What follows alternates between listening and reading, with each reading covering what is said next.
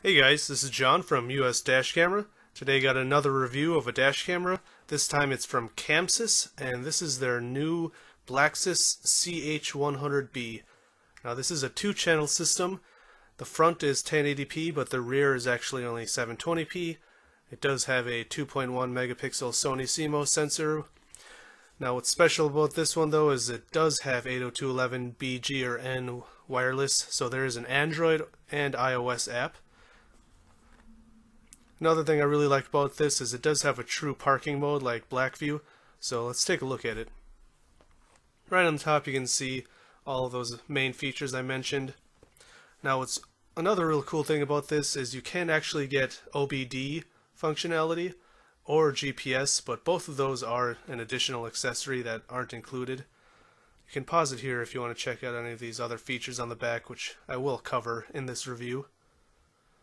Overall, I think this form factor is a much bigger improvement over their prior CF100 dash camera, which was also a two-channel system.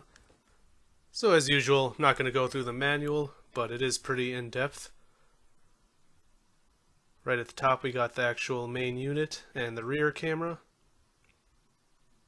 This looks exactly like the rear camera for the Lucas dash camera I just reviewed. It's possible that they come from the same factory, but they do have different model numbers.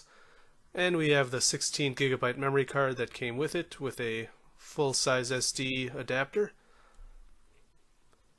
And on the inside, we just got a few things. We got the cable for the rear channel, the cigarette adapter power cord, and then a little baggie that has some adhesives and cable clip adhesives.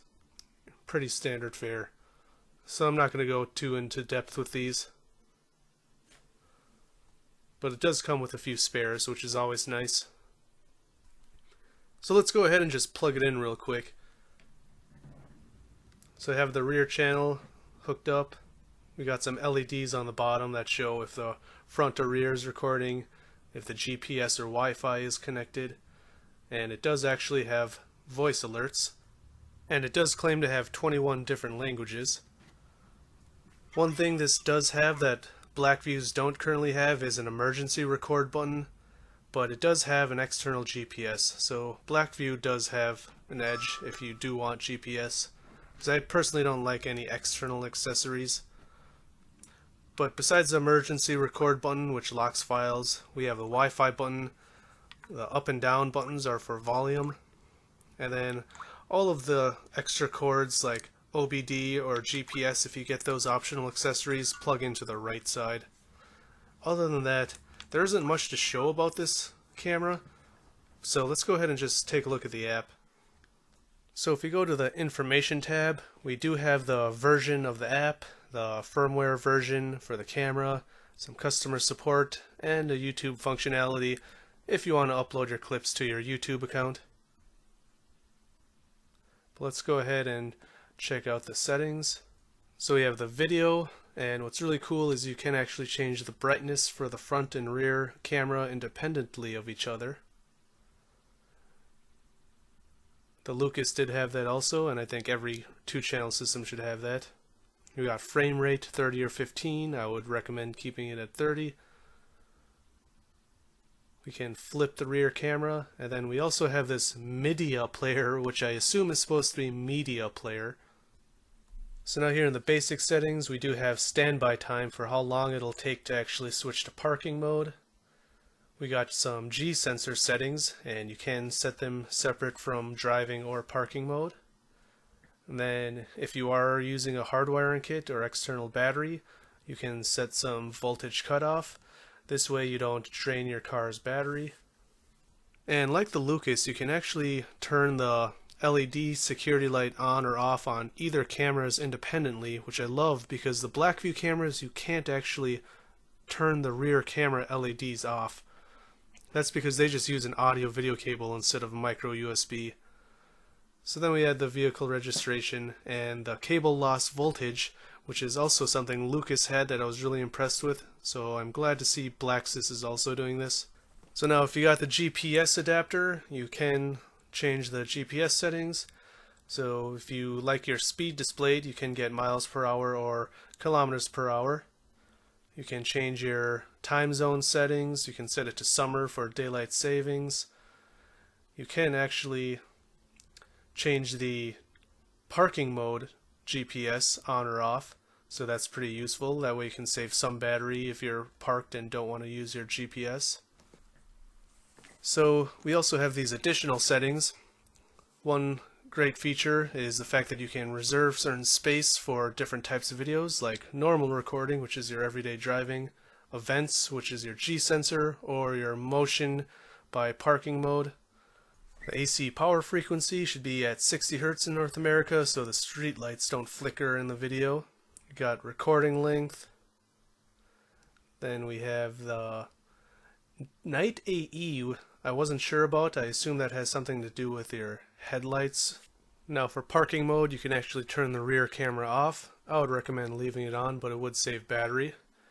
And then we also have Wi-Fi channel settings, which I'm not sure about. It's new to me. What I really like is this camera does actually let you set the area that the motion detection will actually be alerted by, which is really awesome.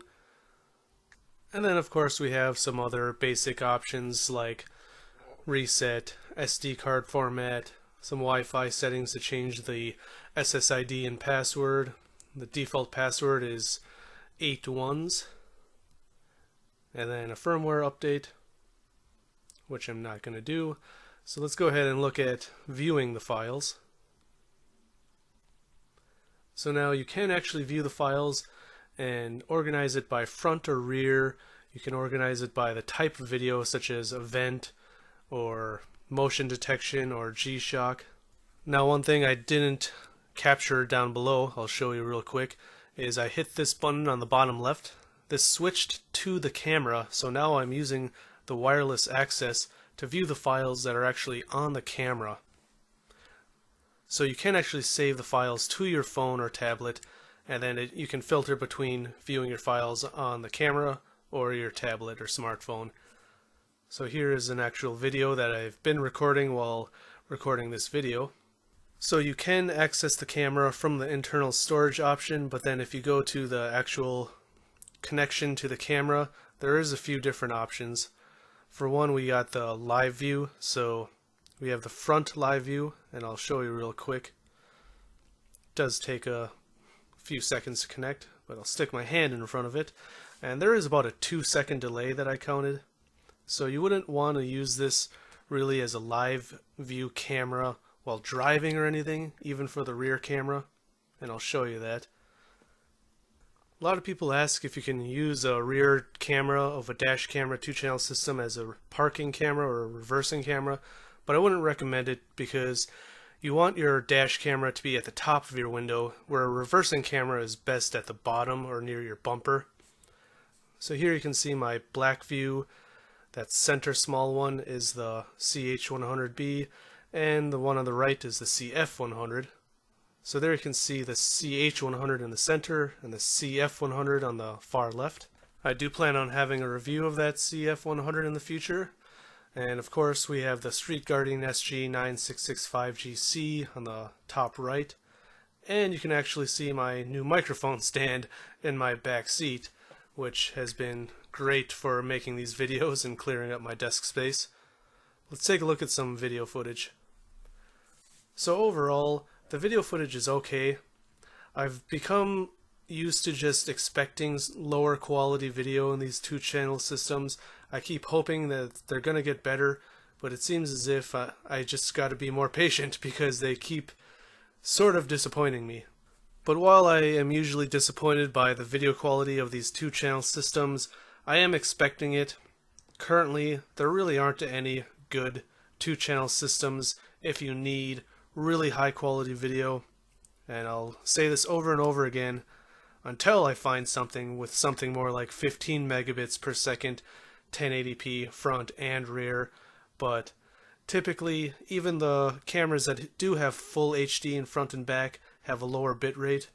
This camera has about just over 6 megabits per second for the front, which is lower than Blackview, and then about 4 megabits per second for the rear camera. So again, that's pretty disappointing, but not really out of the ordinary for a 2-channel system.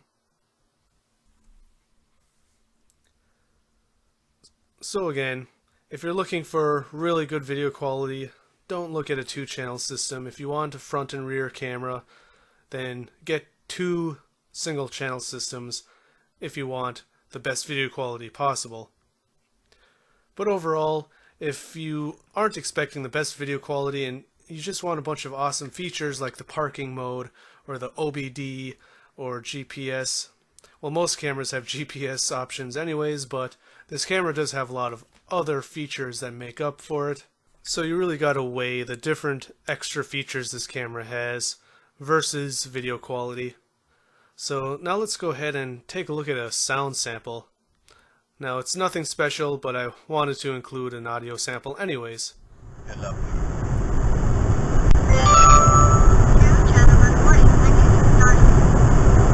What happened? What did it make words? Can you hear it making words? Yeah. Oh, I just turned them on. You just turned the bong?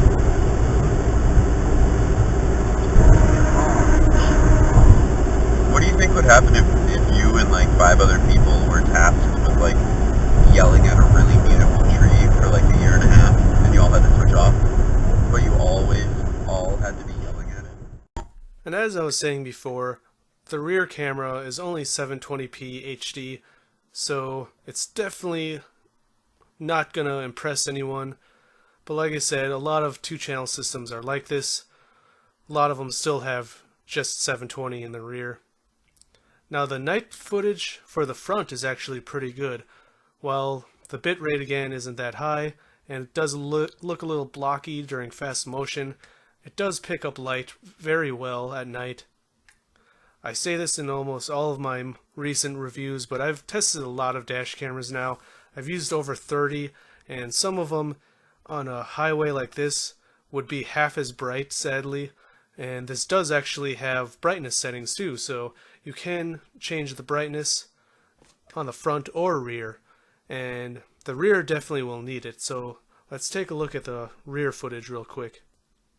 So again, this is the default brightness, but here you can see, for one, I don't have headlights shining out the back, but even the street lights don't seem to brighten up the road as much as the front camera did, but you can always turn the brightness up. So here is a neighborhood road. Now this was a semi-rural neighborhood, but you can hardly see anything at all.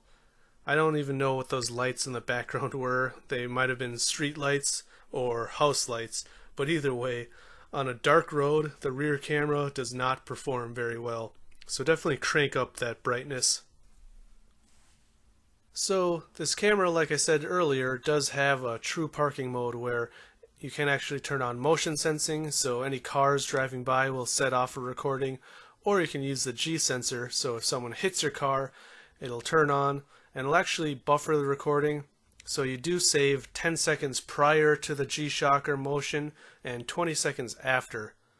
Now this is a good clip to show you how you can't always expect parking mode to save you though, because my car windshield actually fogged up due to the mist or dew in the morning, and if someone hit me, there's no way I'd be able to see their license plate. So this is another pretty cool 2-channel system, and it's got its pros and cons. The last camera I reviewed was the Lucas 2-channel system with an LCD and Wi-Fi, and that camera was really awesome. It probably had more features and options than any other 2-channel system, but it had a really big, bulky design that's highly visible in your window. Now this camera has a few missing features. It doesn't have all of the in-depth battery or external battery features that the Lucas had. And it doesn't have a screen, of course, but this is something more for people that want something really discreet. Now I've always liked the Blackview cameras because of the awesome discreet cylindrical design, and of course being all black is always nice.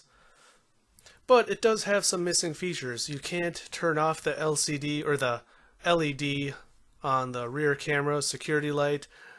You can't customize where in the picture motion will actually set off the motion detector, so there's definitely a few lacking features, and the Blacksys is sort of somewhere in between the Blackview and the Lucas for me. It has really discreet design, and it has a lot of the awesome features of the Lucas in the Wi-Fi settings. That being said, the Blackview cameras do actually have better video quality, especially if you get the custom firmware. On dashcamtalk.com, you can get custom firmware from one of the regular users there, Alex Sol, and it highly improves the video quality of the Blackview. But Blackviews are also more expensive, so you really just gotta weigh the pros and cons of all the different cameras. Personally, I'm probably going to keep using my Blackview cameras because I've already installed them, and I think the video quality is a slight step up from this. But this camera definitely has, like I said, some features that the Blackviews don't have. So this camera was sent to me for review by blackboxmycar.com, so I'd like to thank Alex from BlackboxMyCar. And I'm not sure where else you can purchase this, but if you purchase this through blackboxmycar.com, you can use my coupon code US Dash. I'll provide a link down below.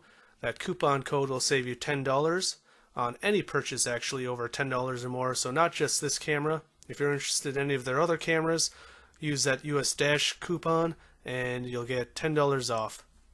So check the link down below in the description. If you like this video, I appreciate it if you hit like.